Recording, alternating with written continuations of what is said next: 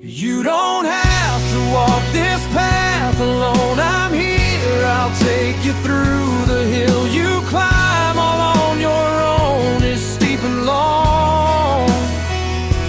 In the darkness of your world, I'll meet you on your knees and make all things new. And as Jesus takes my hand, he whispers, I got this. I got this, my baby girl, I got this.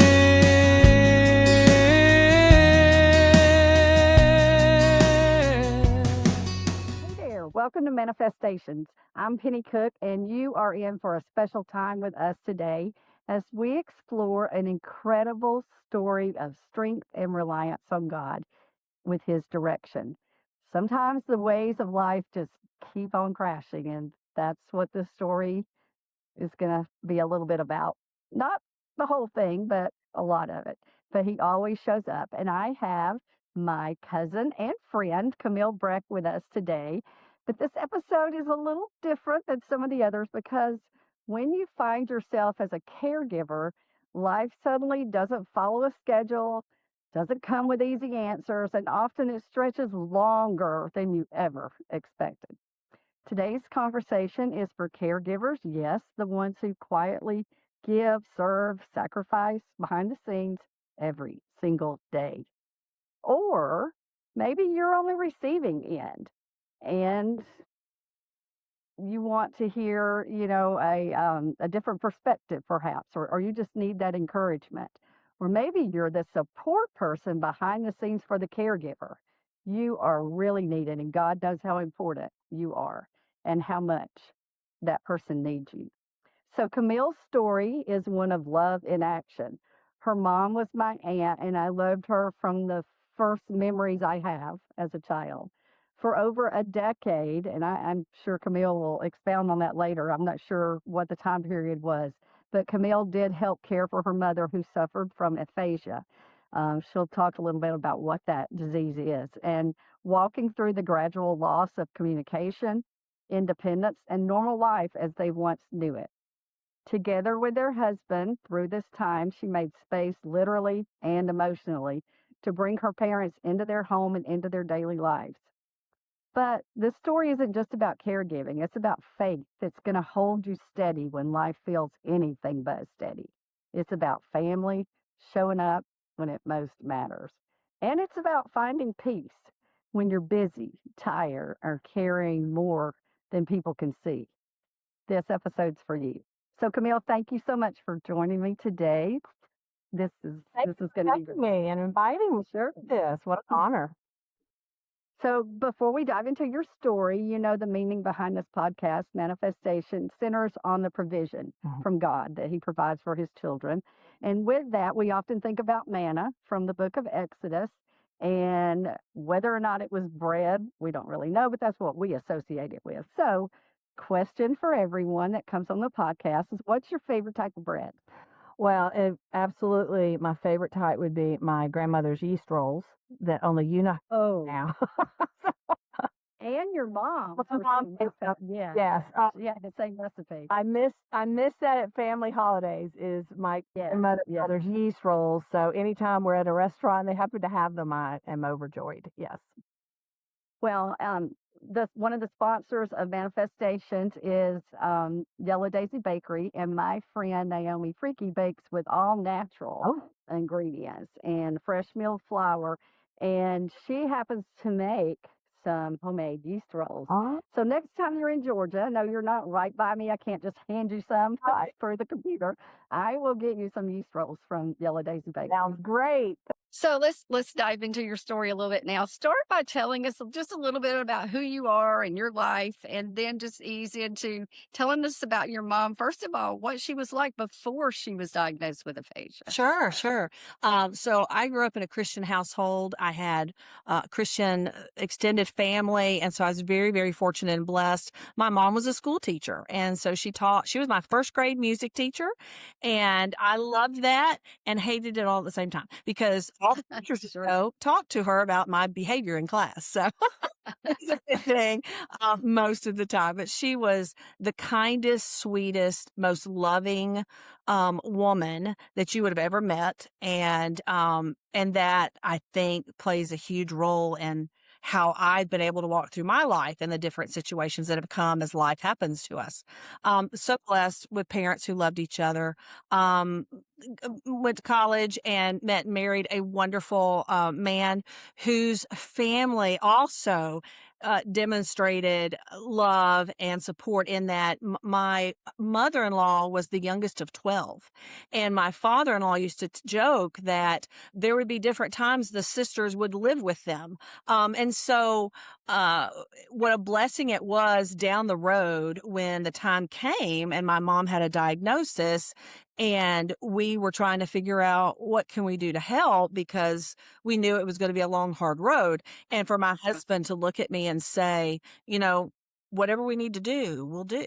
And it Wow. wasn't even a debate or an argument, but how God had put us both on a path because he knew what was going to be ahead of us, and how I met and married a man that understood the value of family. And That's incredible. Yeah. it was an incredible moment. And to have a father who loved my mom dearly. And Carl and I have precious video of dad feeding mom, when she got Hmm. confused and such. So just precious how God uses the things in our lives to enhance, where we're going in life. He knows what's ahead. Right. So thankful for that.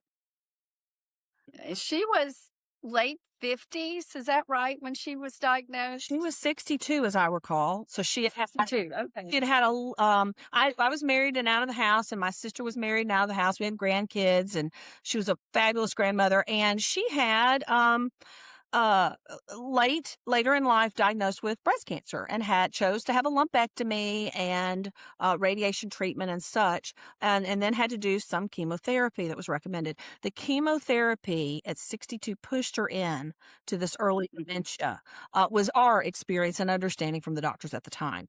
And what this meant was, in my mom's life, she started talking and then stopped finishing her sentence, and we'd go to another sentence and another sentence, and we're like, "Mom, you're not." Um, and so she was beginning to search for words and struggle for words, and that's when she was diagnosed, and in Atlanta. And the doctor that diagnosed her basically said, in 5 years she'll need 24-hour round the clock care.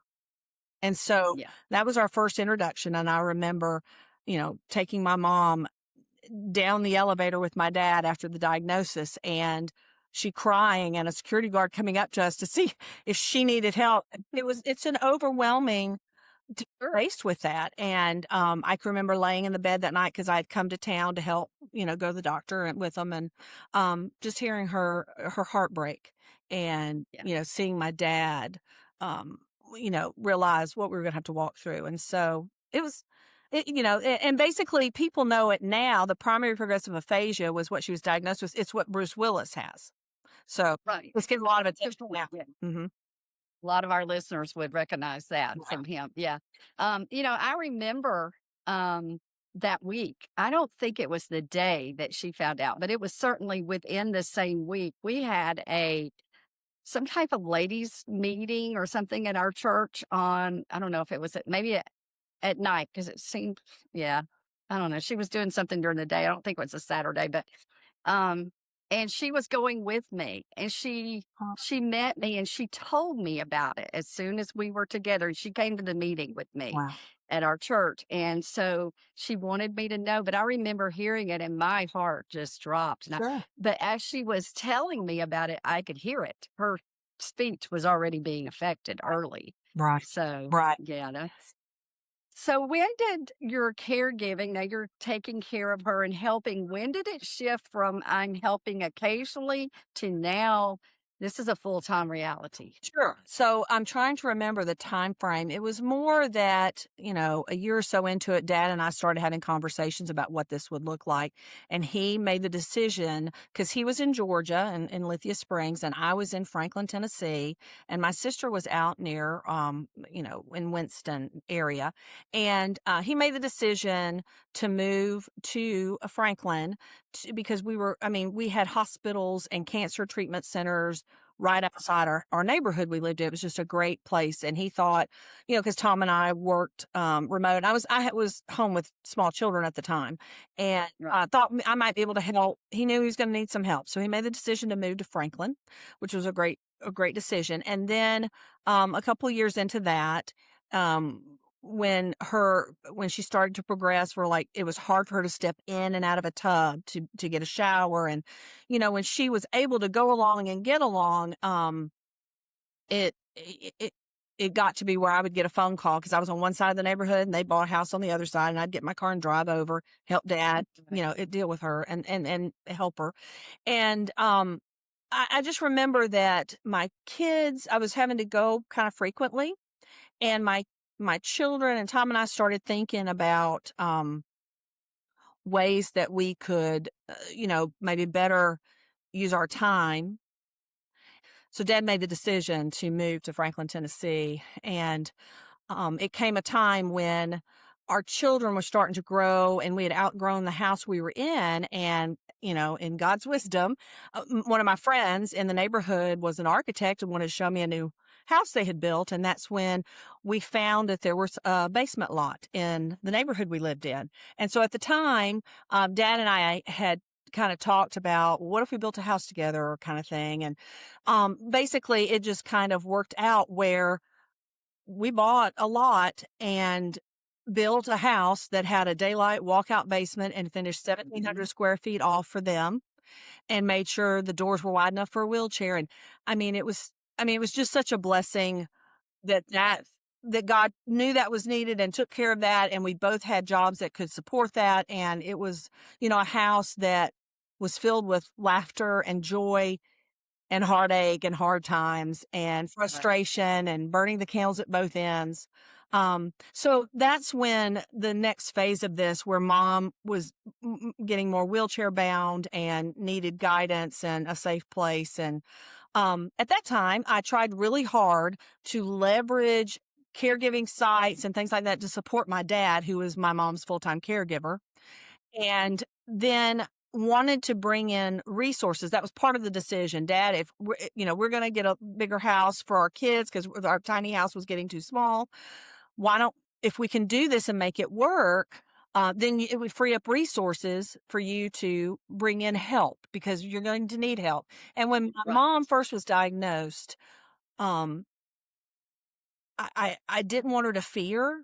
And so I told her, I said, we will do everything we can to make sure you are safe and that you are with us. We're not going to leave you alone.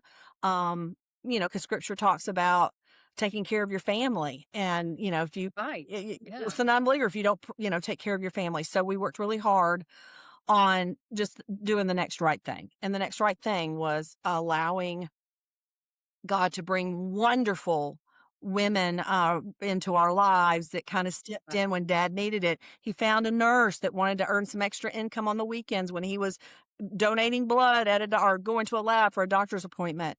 And she was wonderful and came and took care of Mom so Dad could go to church on Sundays. And then we had a lady that took care of Mom for several years, even though she was only like 4'10" and my mom was like 5'8" or 9. And, but we would get her set and Dean would come and take care of her. And, when Mom slid down one time in the floor, Dean just sat down next to her and called the firemen, and the firemen came and put her back in her seat. It was just, That's awesome. She felt safe, and we were so lucky to get to do that as long as we did. She had aphasia for 12 years. Dad took care of her for 12 years. Yeah. And the doctor had said like 5, but hers was much longer. Right. She was Right. I heard with you for that she much dealt with it longer. right. So, but it was, I mean, it was beautiful. So we had space for family to come visit.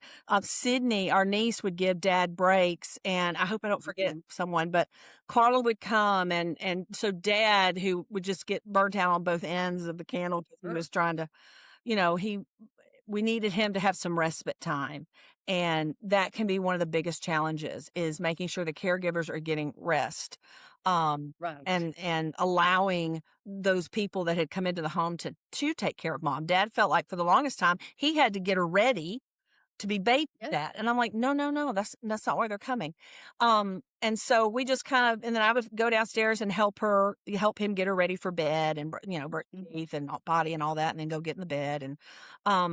And then there came a time where we needed to figure out, as it progressed, there came a time where we decided to turn on hospice care, because it will help when you have a terminal condition Sure. for a long period of time. And I know we talked about it for a year before we ever did it.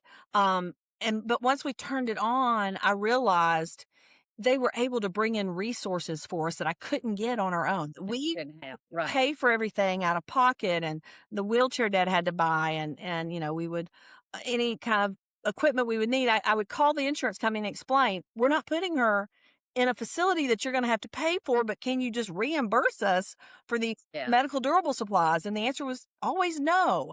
No. And so if I ever ran for office, I would try to fix that in our world, because there's ways to help caregivers keep the people at home where they want to be, and Exactly. utilizing the medical benefits they've got without putting them in a place and having it all paid for, which is exorbitantly expensive. Which would save money in the long run. Absolutely. Not to get in politics, that's Right. just common sense. It is. Yeah. It is. And I get that there needs to be oversight and all that. But when we finally needed it and turned on hospice, the hospice nurses were great.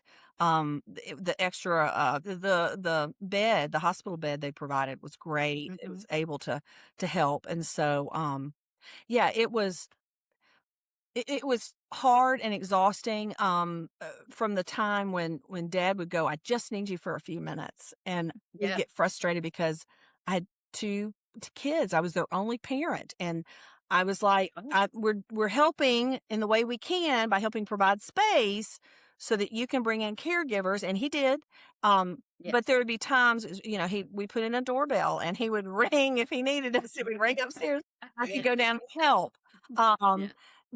But you could add up all those times, and it would, 30 minutes every morning and every night. That's a lot of hours. And when I working full time and running kids where they needed to be. And, so luckily, God provided wonderful church family that loved us at times when we needed help. And the kids had great experience and in church, and people loving on them, and so that we could take care of Mom. And we took her to church the whole time, and her Sunday school class was great. And I remember. Dad kept her in the choir as long as she could, and I'm like, Dad, I don't think she's mouthing the right words, but she loved music. And so, getting out when we could, and there were frustrating times. I can recall, Mom, we thought she was sick, and Dad wanted to take her to I talked to him to take her to the emergency room, and she went to the emergency room, and I sat back down and started working. I let them go by themselves, and Dad came home angry and frustrated because, she'd gotten to a point in the last couple of years of her 12-year illness, where she couldn't swallow pills. You'd put it out, and she'd just look at you, and then she'd play with it or spit it out or whatever. She just didn't understand you need to swallow. So he was so frustrated because he's a tired caregiver anyway, and was sent home from the ER with oral medication, oral antibiotics for a UTI, let's say. And I'm like, are you kidding me? And that was the biggest frustration. So I can remember putting Mom back in the van with Dad, going back to the hospital, going up to that desk, and just saying, I'd like to speak to the doctor who sent a woman with aphasia, which is a form of dementia, who cannot swallow pills, home with pills. I really would like to meet that doctor. Absolutely. So anyway, she ended up staying overnight. They put her in the hospital, gave her IV antibiotics, but you have to be an advocate You do. Yes. and just. But my mom, was full of joy and would laugh at things, and I never wanted her to be afraid. And in looking back, how God provided people, a home, a husband that understood, children that learned the value of, um, of loving your parents and it being okay that they're in your space. Yeah. And so because we would eat together as a family, we would cook in the kitchen and they'd come up and we'd have Sure. together. Yeah. And I know I recently posted because we moved recently and I ran across some of Hayden's artwork from school where he did a beautiful picture of his family for a class project and drew trees. He called it the Breck Orchard and drew trees, and it was just a beautiful symbol of Tom and I and our branches touch because representing our marriage, and he had done my mom and dad because they live with us now. My mom was a weeping willow. He illustrated her as a weeping willow because Right. it was sad that she's dealing with what she's dealing with. Being a brilliant teacher with advanced degrees and to lose the ability to order at Chick-fil-A. It was just Right. it's just Exactly. our human condition, very Yeah.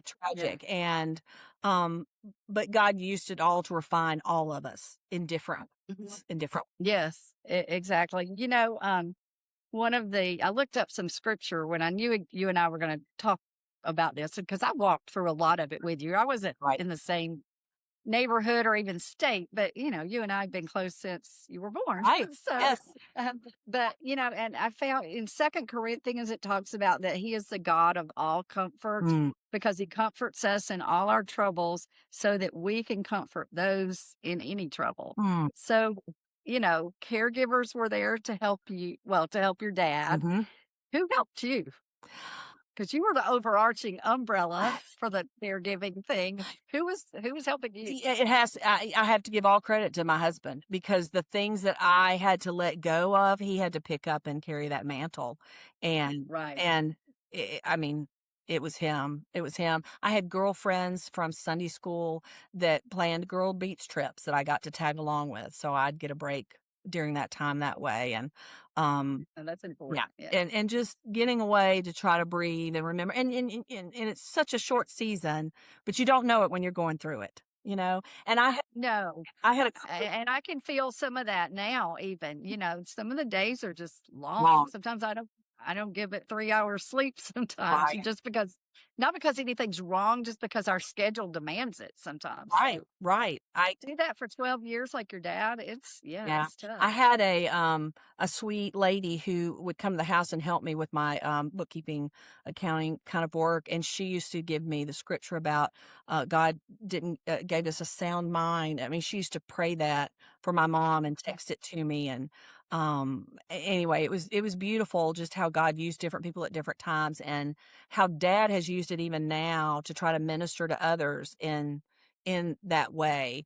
But we were so fortunate to be able to Yes. keep her at home the whole time. When the hospice was turned on and when the time was getting near, I would call and check in with Carla, and it was just such a beautiful picture of when God was calling her home and she was starting to sleep a lot, and it was Thanksgiving, and the whole family came to the house, and we were making Thanksgiving lunch upstairs, and Carl and I went downstairs, and Dad was playing music for Mom, and Carl and I were, standing by our bed and singing, and she just took her last breath and stepped into heaven, and it, I mean, we were just amazed that God allowed us all to be there with her on our, it was Because without that holiday, you're right. Carla would not have been right, there. The right, others. Yeah. right. It was such a beautiful thing God gave us.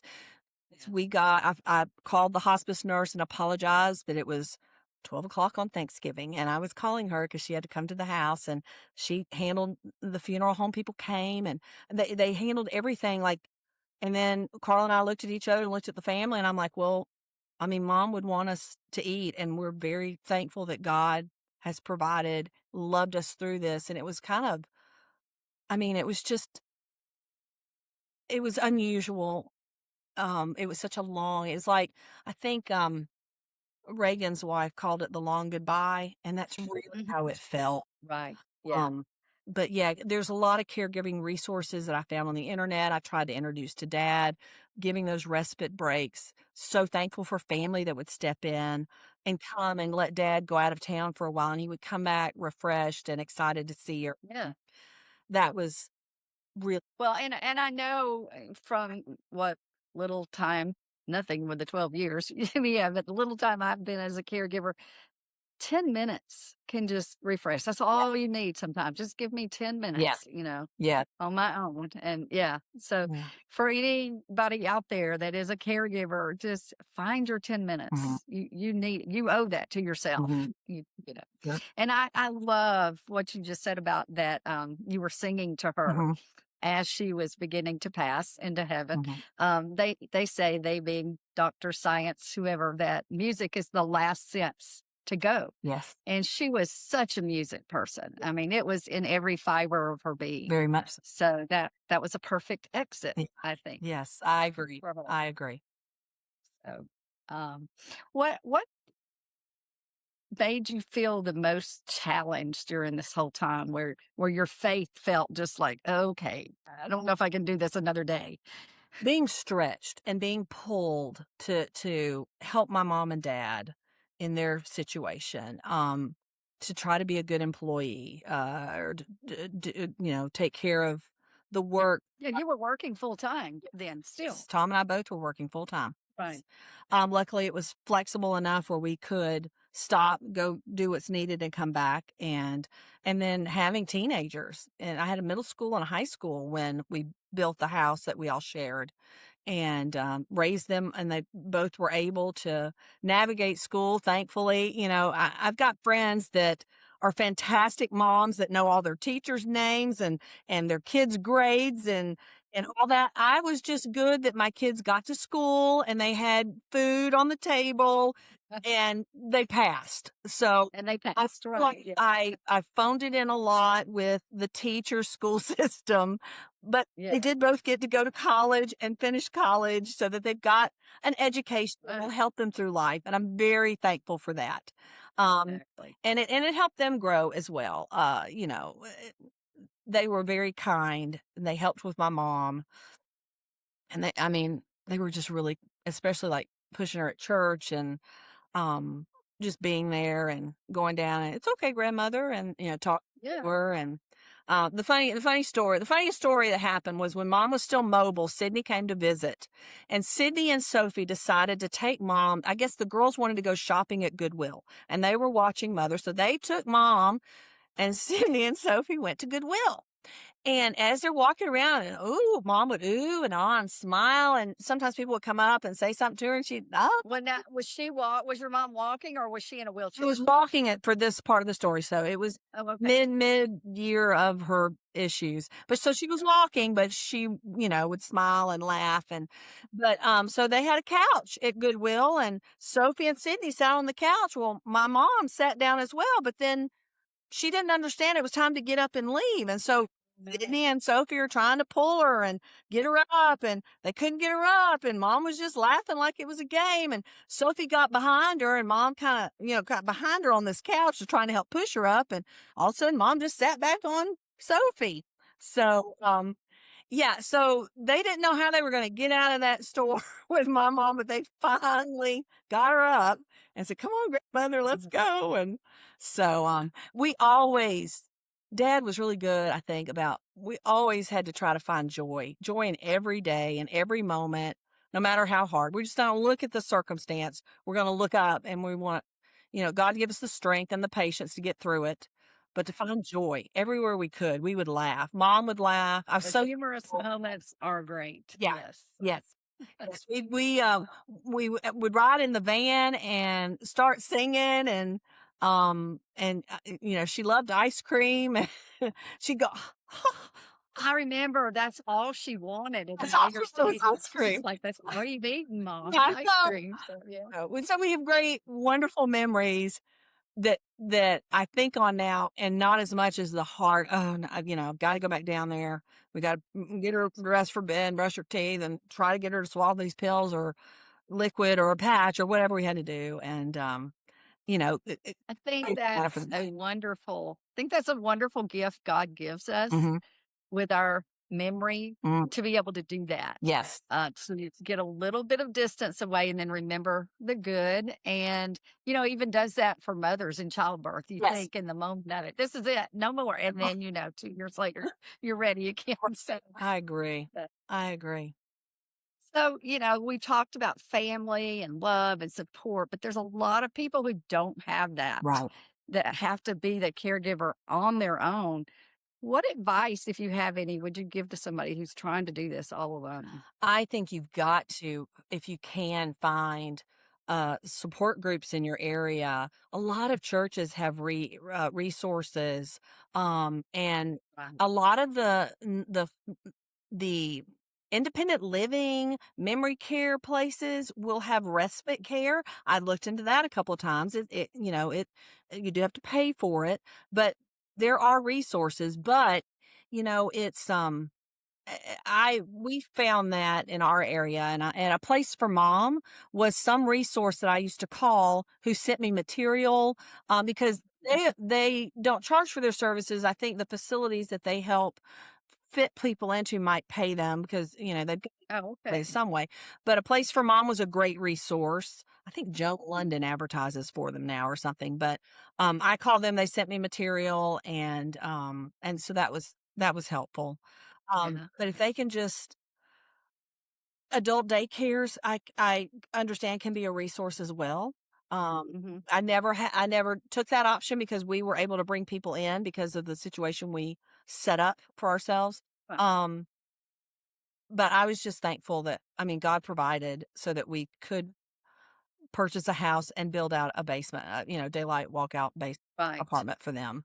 Um, And that's a good point, though, because for people that may not have that answer from God, He still answers prayer, and He would have an avenue for them. Absolutely. Might not look like yours, might not look like mine. Mine doesn't look like yours, even. Right. But yeah, He has an answer for them, and because we're all individuals for Right. Him, and He meets us right where we are. Right. So, so now let's move forward. And you did talk about this a little bit. It was, what year was it that she passed? It was Thanksgiving Day. What, It was 29? 8 years ago. I think this Thanksgiving, 9. So 2009. Is that right? Or no? 26, 26, 19. no, 17. Yeah, 17. 2017, I believe. 2017. Okay. Yeah. So she did pass, and know where she is All today, right. and I will share that's great. that. So for you, we'll move into this, what life looks like for you now, and I know you just moved from Tennessee to Alabama. I am so jealous because you can almost throw a rock to the ocean now I from where you I are. can eat That's my blood. very favorite place. I'm Is the very ocean. So, You're right. yeah. So, about 5 years ago, my daughter met somebody at college who was from Fairhope, Alabama, and anyway, he was from this area. Sophie ended up doing an internship down here, at a part of her UAB college. So we put her in an apartment down here, so she got to meet his family and actually worked in his family's restaurant a bit. And so down the road, about 3.5 years ago, they got married. They have a little boy, and I came down to help, like all grandmothers want to do, you know. Oh, And, yes. mom had passed, dad was still in the apartment, trying to finding out his new normal. And, so we had our first grandson. So I came down here and told Tom, I'm like, this is our mission field. I'm feeling called that this is our mission field because I grew up as a Christian, and my daughter's husband's family is Catholic, and I didn't know much about Catholicism, and I wanted to understand the blending of this family unit and what that It's a good meant. one. Because I want them to know the Jesus I know, and I want my grandchildren to get. So one thing you can take to heaven with you is people, That's nothing right. else, nothing else. And so, it was very important to me, and I knew I just felt this pull to do it. And so we had a little place down here, had the ability to buy a little place down here to come stay. And so Tom and Dad and I would come down here, and I'd go be grandma and grandpa and for little Roman. And one night, Mateo, our son-in-law's cousin, came to town, and he had a new car that had a kind of a sports engine, a BMW type sports engine, and asked him if he's passing through town, would you like to take my car for a drive? And he just went out of the neighborhood. It's a little windy 25-mile-an-hour road, and drove it up. And when he came back, he lost control of it and hit an oak tree, and both gentlemen died. And so Sophie called us because she could hear the ambulances and the fire and the sirens. So Tom got in the car, and I said, go find, Mateo. He's not answering her phone, and she's worried because she can hear. And at that point, you have a house in Fairhope, and you're about what 10 minutes away from where Sophie We were lived, right? probably 5. 7 minutes away from it. Yeah, like Yeah. 2.5 miles or something. It's not too far, but the streets are slower. And Right. so Tom came upon the accident and called me. So I got in the car, drove straight there, praying the whole way. And they had taken Mateo to the hospital because he had had a heartbeat, but died when he got to the hospital. So Tom and I went to the house and told Sophie what had happened, and Tom took her to the hospital, and his family joined there as well. And I stayed home with Roman, this precious little baby whose whole world had just changed. And it's so emotional. But anyway, God provided so many times through the people and the groups of people here in Fairhope. The church that they had been attending just rallied around my daughter, and who had a 1-year-old and had found out that she was 8 weeks pregnant. So she was pregnant, and they were excited about a new baby, and she was just, and I told Tom, I'm like, I'm so thankful we had this time with him, Yes. and so thankful for jobs that gave us the flexibility, because we both were remote workers, and we could come down for 2 weeks and go back home, come back. So for the first year, she was not alone with Roman. Tom or I were living in the house with her. And so she and her husband were in a rental, and we moved them into the house that we had bought, cute little 3-bed, 2-bath, little granny house, I love that house. It's right. You've seen it. It's a great little house. Yes. And so we loved her for that first year by not leaving her alone. And, Perfect. and, and I know there are a ton of single mothers out there, and that struggle is real. And I, had a husband that when I needed a break, or I needed to, go watch the babies, I'm going to go do this or that. And Right. just the household chores and everything, it's a huge undertaking. And at the end of the day, nothing mattered. The things don't matter. The house doesn't matter. It matters that we love and take care of those that God has entrusted us with, no matter what that looked like. And so thankful. So we're now in April. He was his 2-year anniversary of his death, and she had Luca, our second little grandson. He's a year and a half now, maybe 18 months now. So, and he's walking and babbling, and Romans 3, and trying to play soccer. And, it's just, it's a precious time, and I just don't want to miss it. And so the people in the neighborhood, such godly people that I sent out a text message on the little Facebook thing when the funeral home told Sophie, "Okay, what do we need to do with all the flowers after the funeral?" And Sophie like turns and looks at me and I'm like, "What do we need?" And they're like, "You need about 2 trucks and to take them all with you," kind of thing. And I'm like, "Okay." And I put it out on this little 55 home community that we bought this little granny house in. And I said, we have a funeral and we need 2 guys with trucks. And I think I had 4 men text me back, "No problem. Where and when? You tell us what you need." And people brought food and just were the hands and feet of Jesus to my daughter and these 2 little boys, and how just God's provided. And so, yeah, so about a year ago, Dad was realizing, it might be time for a new season of life. And Tom and I were realizing we're in a family home in Franklin, Tennessee, that we didn't have to be there anymore. And so we tried last summer and it wasn't God's time because the house didn't sell. We also kind of tried it from June to October, and maybe that was a bad time. I don't know. We were all waiting on interest rates. And so we tried it again. And this time we had an offer that we worked out a deal and closed last week and moved this weekend. So we're down in Fairhope, and God provided a house 6 houses down from the one we own that is Awesome. so we've got a little 4-bedroom that my dad rented because he wanted to move out of the house April 1st because he didn't want to be there for all the showings.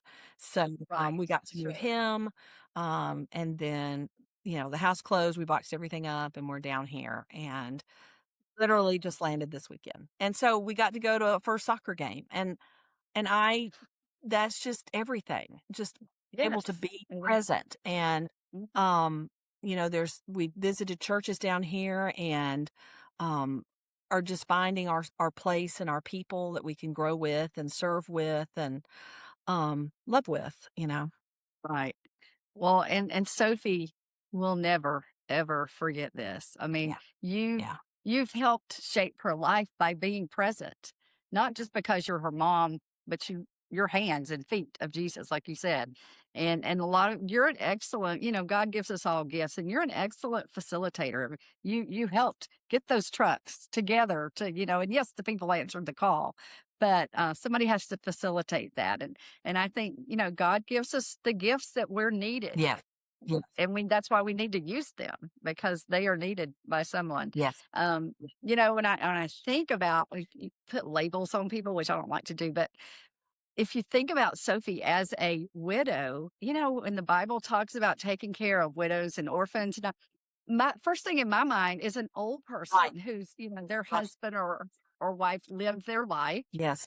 and, they died at a certain older age. But to think about Sophie, that yes, and she needs that community, that support of the Bible command to, yes, support, help Yes. the widows. Yeah. 23, 24. That's young widow with a family. Yes, And absolutely. so kudos to Mateo's precious family who stepped up and loved her and cared for her. And it's taken all of us. But I don't think anybody would have had it any other way. That's what we do. And we rally and we love and we show up, and God will give you the strength to do the next right thing. And because we're now 2 years from it, and Mhm. I mean, life is full. I'm so thankful for my son and daughter-in-law who have been a wonderful resource for Sophie and can vent to them and talk Mhm. things that she doesn't want to talk to me and Tom about. So, but, thankful for it. It really takes all of us just to love each other. It does. For And each that caring it's one of the most powerful ways that we get to reflect the love of Christ. Yes. And how he loves us when we love and reach out to others. So, yeah, Camille's story today reminds us that even in the long days, the hard moments, and the seasons that seem to stretch on forever, God's there through every single the sad, the happy, the terrifying, Yes. the wondering, I don't know what to do. He's there Yes. to answer every call for us. And the whispered prayers, the strengths that you didn't even know you had till you had to do something with Right. them. And sometimes the thing that stretches us the most becomes the testimony that helps somebody else keep going that one more step. Mm. So, um, anything we didn't touch on yet that you wanted to share or? You know, I just appreciate the opportunity to be thankful and grateful. Um, because I mean, I know Sunday in church we were talking about David and how the different trials he's gone through and how God is with us through them all. He doesn't leave us or forsake us for those that he called children of God.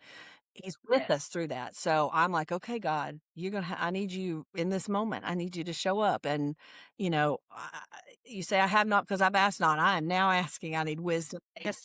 Yes. That. So, and it's just, looking back, I'm so thankful he's been there. He's been there. There's no other answer for it, how you get through Right. like these. Absolutely. And with the beginning of this podcast now and kind of grounded in the book of Exodus, I've been doing a lot of study in the Old Testament around the whole story of the children's eventual entrance into the promised land.